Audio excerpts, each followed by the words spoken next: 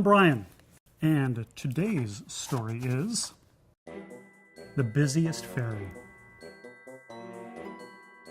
Up in Fairyland, all the fairies were hard at work preparing for another busy night.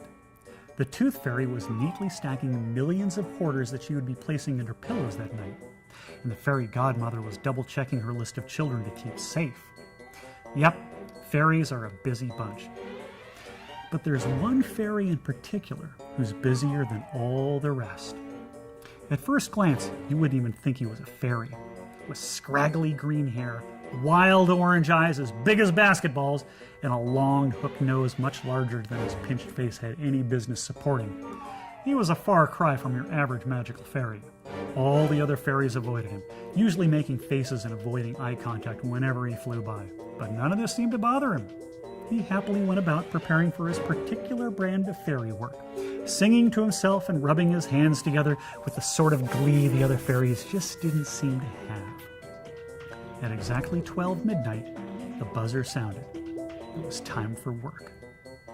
All the fairies in Fairyland flew off into the night to do their fairy business, especially one little fairy with scraggly green hair and the biggest smile of all the fairies.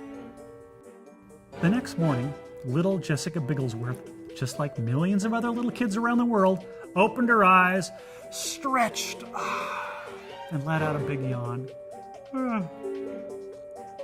She crawled out of bed, pulled on her fuzzy slippers, and slowly made her way down to the breakfast table where her mommy and daddy were already waiting for her. "Good morning, honey," her daddy smiled at her. "Good morning," snuffled Jessica.